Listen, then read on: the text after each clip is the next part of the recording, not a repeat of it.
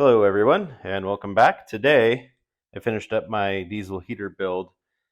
I had the diesel heater for the last 2 years and it was in a pretty crappy box. I didn't like it. It was flimsy.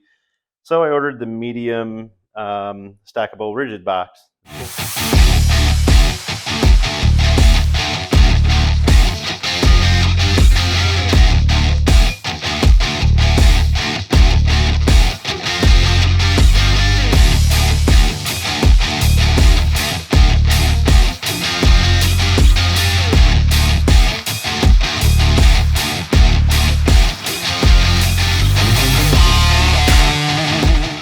On the left side, getting into it, you'll see the intake, the exhaust, and then I put two 80mm case fans in from a PC to try and get some movement inside of the case as far as keeping it cool, because in the last case, the diesel heater overheated and shut off when it was 9 degrees, and it was very cold then. So decided to get a little bit of movement of air. There's one on each side. They didn't send a fourth screw, but whatever. So here's the fresh air intake for the diesel engine part, diesel motor, whatever. And that's where the heat comes out. I have a like a flange that I took apart from one of the outputs to make this so that the dryer vent hose can go over that. We can plumb it into the tent.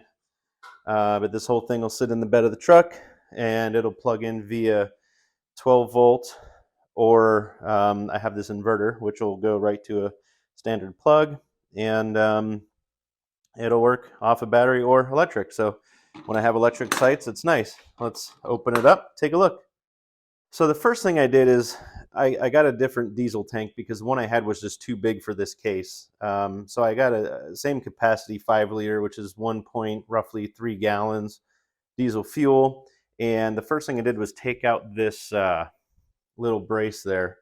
I did that because when I mounted the tank, the filler is up top. Not too big of a deal, but I wanted the case to close with that in there. So inside we've got our wires. I got a little cutout there, and basically what this will do, that'll just rest in there and it'll close down. So that's our controller and our plug and everything. The way I ran everything was put the diesel tank itself here, got it filled, and I ran I made a little bracket to hold the heater up off of the bottom. If you look down there, there's a piece of galvanized steel that I have on the bottom to kind of act as a heat shield to protect the plastic against that exhaust, because it does get pretty hot in there.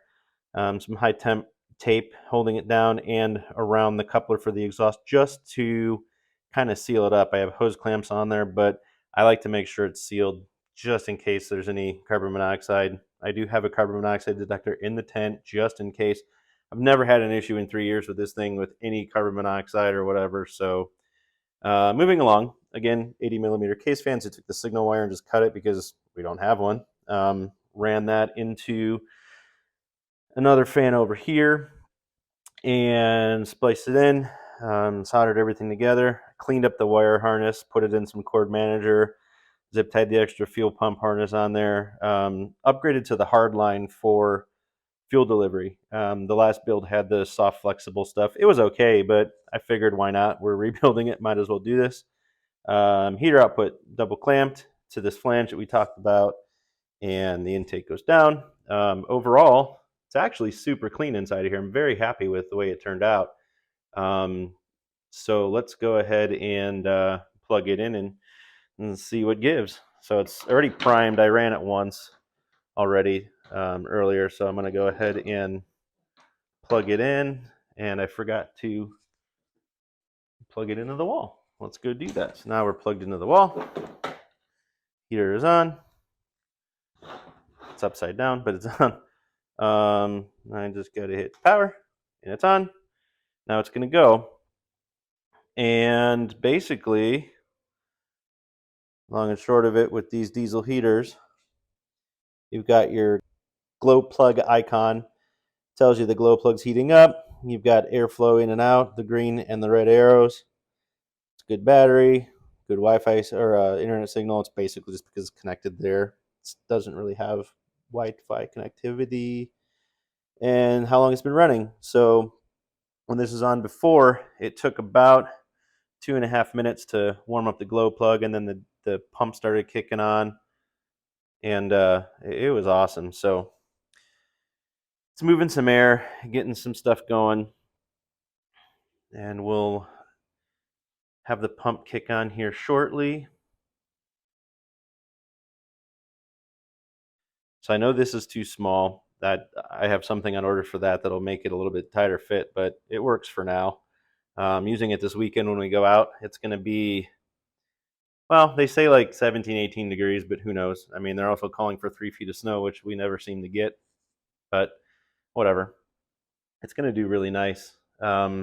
It's been awesome the last 2 years having this thing, and I'm super excited now that it's in the case. So the little fans, they're working, so they move a lot of air in and out. Actually, fuel pump just started to kick, so now you hear it ticking away. You'll hear the actual unit start spooling up here, and if you look close, I don't know if I can get it with the camera, but yeah, you can see the little bubbles moving. Pump's going, it's making everything happy, and it's starting to spin up. So we'll close the lid.